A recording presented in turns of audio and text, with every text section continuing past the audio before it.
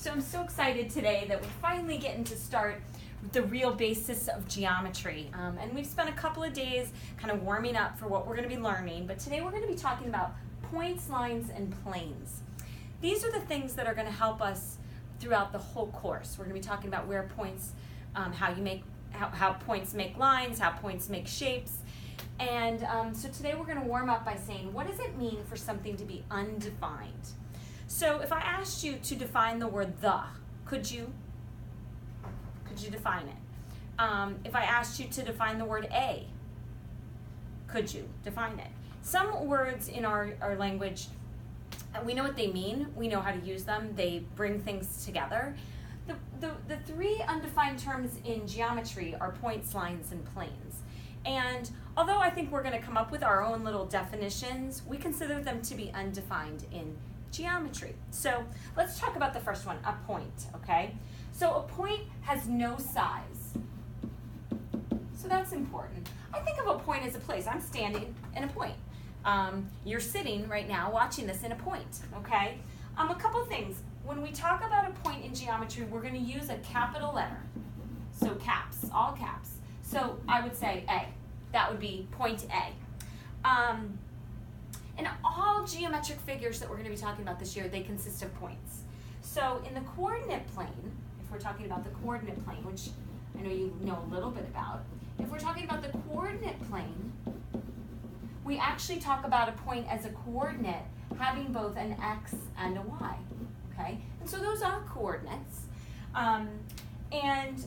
Points help us as we grow into other figures such as lines and planes. Okay, so a line. A line is something that extends in opposite directions forever. Okay? This is not a line. This is a line, okay? It extends in opposite directions forever without ending. We use two capital letters when we're talking about a line. So I'd use like A, B. Those happen to be 2 points that we talked about earlier on the line. And then above it, I'm going to put a line with arrows at the end. Those arrows kind of are important, and we're going to talk about them a little bit later, okay? Lines are determined by 2 points. So we'll go into that in a little bit further. You're not going to say line A, B, C, D. No, we're not going to do that, okay? We're going to use 2 points when we discuss a line. Now, in some textbooks, in your textbooks, they may do this. They'll have a picture of a line like this, and they'll have a lowercase letter next to it. That sometimes happens as well, but for all intents and purposes, what I'm going to do this year is I'm going to use 2 capital letters, and they're going to have the symbol with the line above it, okay? All right, now let's talk about the plane. The plane is the one that can get a little bit confusing, okay? So I'm going to extend the page a little bit. I want you to think about a plane as a flat surface that extends infinitely in both directions, okay? So it's a flat surface that extends infinitely, that extends infinitely, I'm spelling that wrong, in both directions.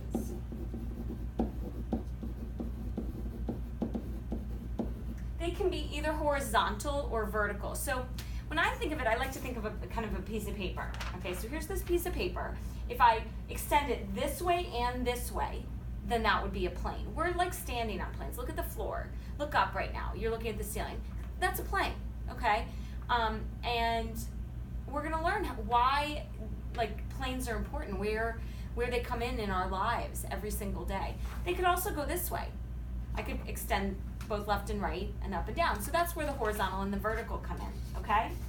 All right, so let's just kind of review that the 3 undefined terms in geometry are points,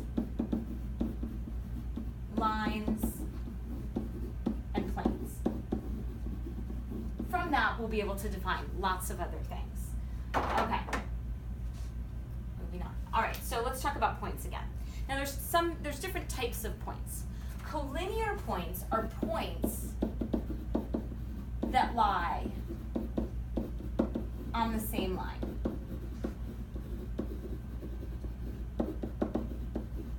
So here's a line, A, B, C. A, B, and C are considered collinear points, okay? All right, non-collinear points are points not on the same line, okay? So we're going to be talking about, I'll use the word collinear points. I'll use the term non-collinear points often, okay? All right, let's keep going with some of these definitions. So let's identify some collinear points. All right, so we've got a diagram, and you can see I've got a line. And here's an example of where I use that lowercase letter instead of uppercase letters. I think because there's so many letters on there. It says, are points E, F, and C collinear? Okay, so C, there isn't like a dot there for it, but there's one there, and E, there's not a dot there, so we're going to put one there. Do they lie on the same line?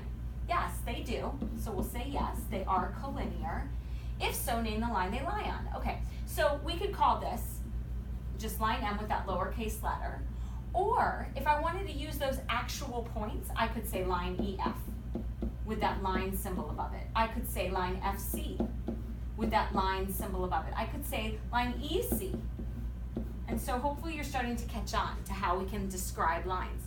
Pick 2 points on the line, doesn't matter which ones, and then put the line symbol above it. All right, are points E, F, and D collinear? No, they're not, because E and F are on one line. Well, and F, if I put D right here, F and D actually could be on a line if I connect them, and then E and D could be on a line if I connect them, but they are not collinear together. They are non-collinear, so no, they are not collinear. Name line M in 3 other ways. Oh, look, we already did it, okay? So naming line M in 3 other ways, I just picked 2 of the points on it and I put the line symbol above it. All right, some of this you might remember. Okay, so now let's just think for a second. Why do you think that arrowheads are used when drawing a line or naming a line, such as line EF with the arrowheads above it? Think a second. Well, I hope you're saying to yourself, because it goes on forever. Those arrows mean that, and so anytime you see an arrow on top of something, it means it goes on forever in both directions, okay? So because it goes on infinitely. It goes on, and how about I use forever for the word infinitely, okay? All right, let's move on. All right, coplanar. So we talked about planes being a flat surface that extends in both directions. Coplanar, if I want to, is points on this, coplanar points would be points on the same plane.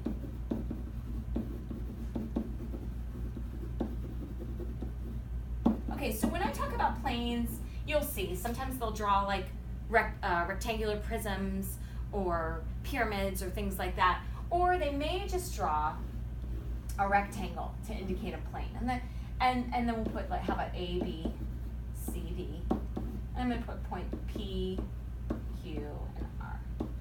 So the P, Q, and R, they're points on the same plane, and they'd be on the plane A, B, C, D. Okay, non-coplanar points, points not on the same plane. And in class tomorrow, we're going to practice this. All right, hopefully I'm not going too fast, but if at any point I am, you know that you can pause, you know that you can rewind, and if you don't understand anything, you can always go back, which is one of the great things about watching a video. Okay, so naming planes. All right, so this is where I love to use, here's this rectangular prism. Hopefully you see that these lines are dotted on your note sheets. That means that they're hidden from view. So anytime we see those dotted lines, we're putting them there, but they're kind of, if you looked at that from the front, you wouldn't see the back of the box, okay? All right, so if I look at this, there's lots of planes here, but in this one, it's a rectangle, this top piece, and so I would name that plane BFGC, not BFCG, BFGC, going nice, or I could do FBCG. Any of the points, but follow order, don't skip points, okay? I could do this one that's right in the front. I could say plane CGHD, okay? Now, you see that J in the middle. I'm not really going to want to use that point. We're going to want to use 4 points for the plane in this case. And I could actually, if I wanted to, say plane CJG, okay? And and then it's kind of extending in 3 different directions, and infinitely. But for us, we're going to use 4. Okay. I think some teachers do it a little bit differently. For me, I like to use 4 points because that means they're coplanar. Okay, so there's lots of different planes there you could name. Again, I'd like us to use 4 points. All right, so now we're going to move on to some more definitions. And I know that it's kind of dry today. Lots of definitions we have to get out of the way, and I thought it would be better if you did it by video. So, all right, so intersection. Big word we're going to talk about in this class, intersection. Okay, the intersections of 2 figures is the set of points that are in both figures. You're going to be talking about lines intersecting. You're going to be talking about, in Algebra 2, a parabola and a line intersecting. You're going to be talking about the intersection of planes, the intersection of lines, all different things that intersect. Think about when you go to an intersection when you're driving. Very clear, you get to a light, street going this way, street going this way. Think of that. That's intersection. Okay, intersect really just means where it meets or cuts. Okay, meets or cuts. How many places can 2 distinct lines intersect? Well, if you think about that, here's a line, and here's another line, making them distinct. They're different lines. Well, they're only going to intersect in one place, okay? So they enter in exactly one place.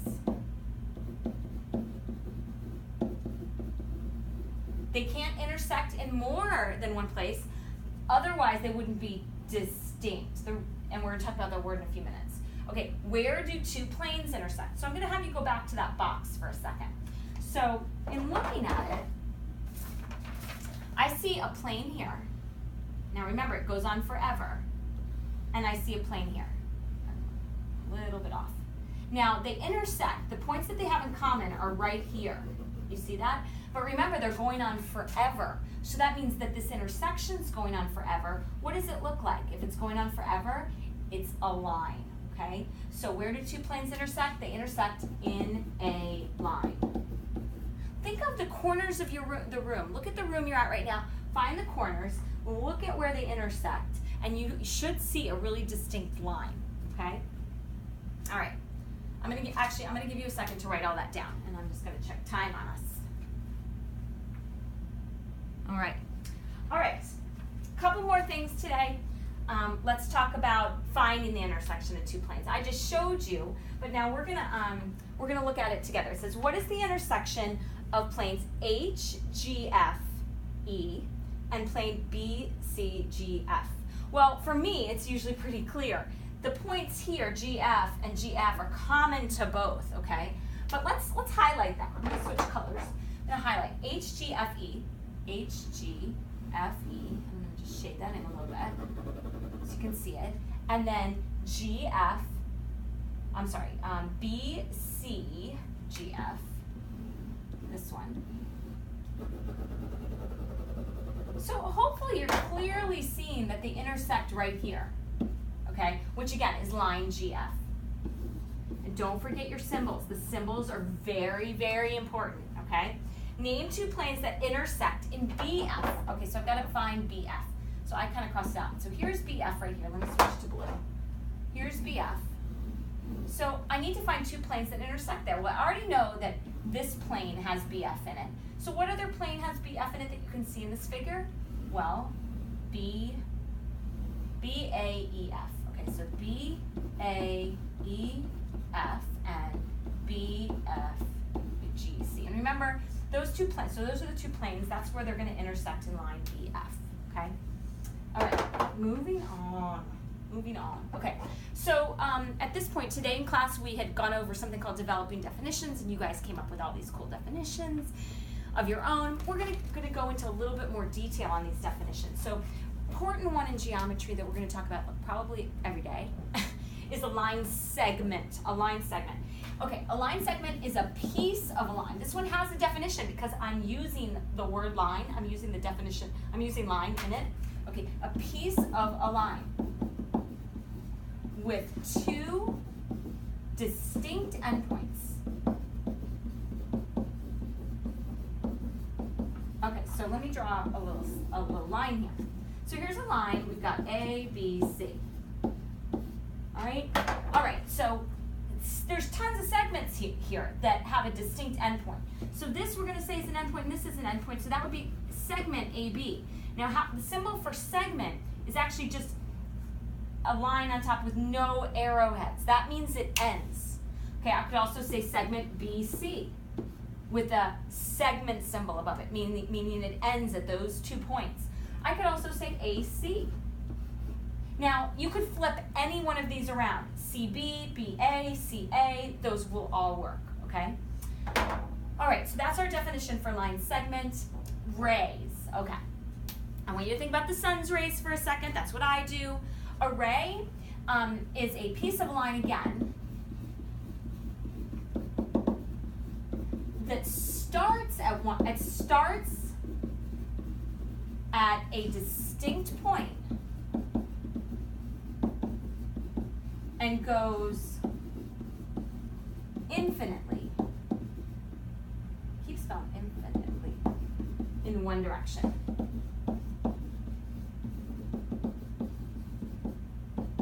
Okay, so what does that look like? It looks like this. That's a ray. Okay, so if I take a line again, A, B, C, and I want to name a ray. So array, I could say starts at A. Okay, so if it starts at A, I pick, that's always going to go first. The endpoint will always go first. And then let's just say I'm going in this direction. I pick any point on the line. So I could say AB, and I'm going to put the ray symbol above it. The ray symbol has an arrowhead just on one direction, always on the right. Even if the ray was, like say, CA, going this way, C is the endpoint, so I put it first. A is a point on the line, but the ray symbol is always going to go to the right, okay? And that means from here, this way forever, or here, this way forever. Okay, opposite rays. Okay, so opposite rays are rays that go in opposite directions.